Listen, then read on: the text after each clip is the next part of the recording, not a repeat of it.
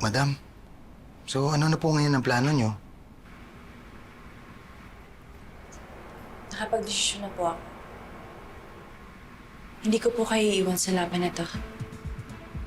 Lalong hindi ko po bibiguin si Lola Rosario. Kung ito lang po yung natatayang paraan para maisalba lahat ng pinaghirapan niyo, gagawin ko po. What do you mean?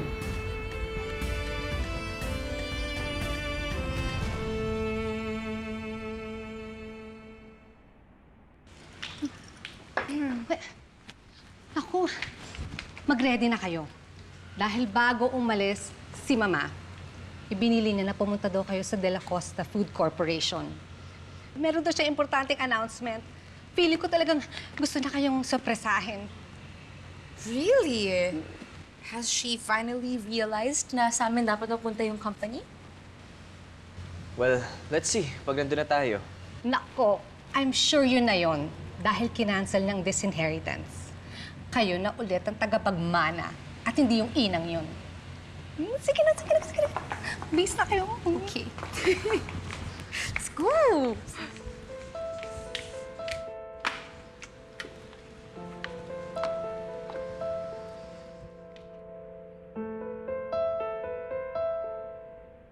What? Are you sure? Well then, that's good news. Oo, sige. Balitaan mo agad ako sa mangyayari, ha? Okay, bye. Oh my... Oh, Amy! Oh my God. Si Charlie yung kausap ko. And guess what?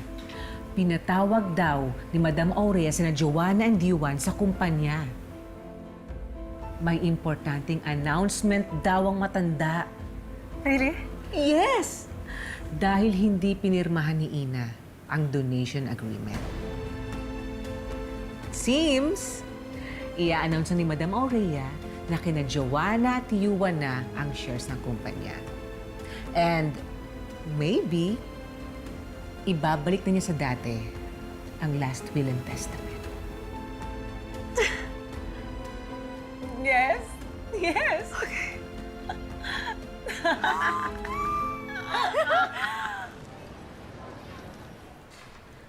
Ano kaya yung importanteng announcement ni Mama?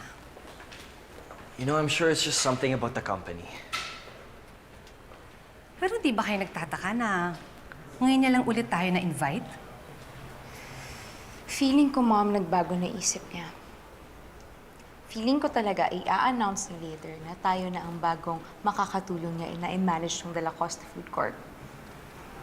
Oh my God. Yes, that's possible. Lalo na hindi naman pumirma si Ina. This is it. Ito yung matagal na nating iniintay. You know, for some reason, I have a bad feeling about this. Oh, come on, Yuan. Ano naman yung ibang rason ni Lola para i-invite tayo dito?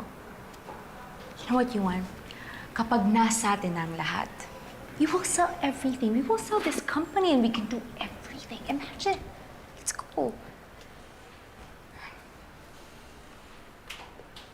Congratulations in advance to both of you. I'm happy for you. Thank you, Tito. Hindi pa tayo sure dyan, Tito. Well, I have a good feeling about this. Nasa na ba si Mama? I think kanina pa siya naghihintay sa inyo sa conference room. So, let's go. Yes, what are we waiting for? Let's go! Tapusin na natin to at makuha na natin yung para sa atin talaga. Lola, kinakabahan po ako. Ngayon ka pa kakabahan. Ngayon pang nalaman mo na legacy ng Lola Rosario mo nakasalalay dito. Kasi po, Lola, nag-aalala po ko paano po kung hindi ako magtagumpay, paano po kung mabigo ko kayo at si Lola Rosario. Hindi ka pa nag-uumpisa, pinagdududahan mo ng sarili mo. Basta ako, kampante ako sa naging desisyon ko. Because I believe in you. Thank you po, Lola. Ilang minuto na lang. Makukuha na natin yung matagal nating iniintay. cannot wait for that to happen, Mom. Magagawa ko na ang lahat ng gusto ko without any constraints from Lola. Mamaya na magsa-celebrate. Until ibigay sa akin ni Lola ang shares niya, ang dami pang pwedeng mangyari. Here we go. It's about time to open the door to your multi-million peso future.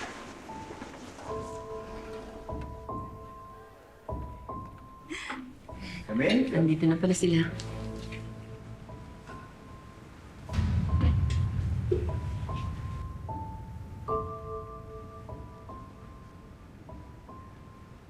What is she doing here?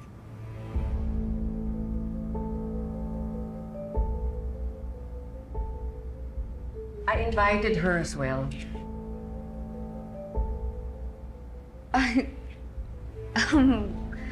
Why? Akala ko tinanggihan niya na yung donation agreement. Dahil may kinalaman siya sa announcement ko.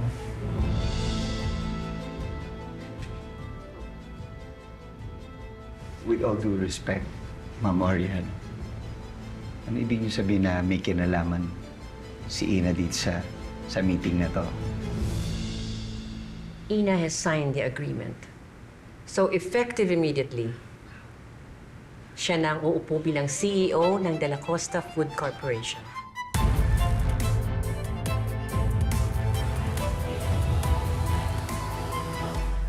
No, Lola, come on. I think we have, like, some kind of a misunderstanding here because What misunderstanding are you talking about? Ina told everyone that she's not gonna sign the agreement. But she already did. Then what the hell happened, you gold digger? Bakit ngayon gusto mo nang pirmahan? Dahil niniwala si Ina na makakabuti yon para sa kumpanya. At hindi ko na kailangan ulit-ulitin pa sa inyo na si Ina na ang uupo bilang CEO ng kumpanyang ito.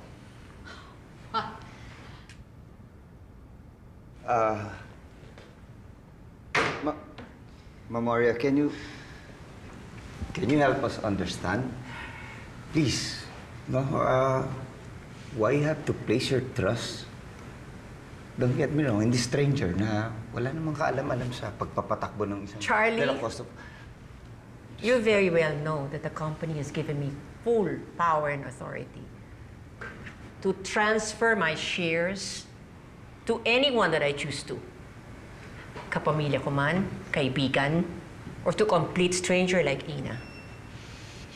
Besides, pwede naman niyang pag-aralan kung ano man ang kailangan niyang magawa dito. At alam ko, kayang-kaya yun ni Ina. Magagawa niya yun. Then why invite us here, Lola? Para ipamukha sa amin yung desisyon mo? Para ipahiya kami? Kayo nagpapahiya sa mga sarili ninyo. You could have chosen not to protest. Makipag-usap na lang maayos. But no. You still choose to be hostile. Dahil lagi niyo naman kinakapihan si Ina? At sino naman ang gusto mong kampihan ko? Ikaw, Joanna? Pagkatapos ng lahat ng kahihiyan, lahat ng konsumisyon na binigay mo sa akin, baka nakakalimutan mo. Bumaba ang reputasyon ng kumpanya dahil sa ginawa mong pagsagasa sa nonos favorites. Kaya huwag ninyong ibalik sa akin yan. Huwag niyong sabihin na pinapahiya ko kayo. Dahil ako matagal na ako nagtitiis sa kahihiyan na binigay ninyo sa pangalan ko.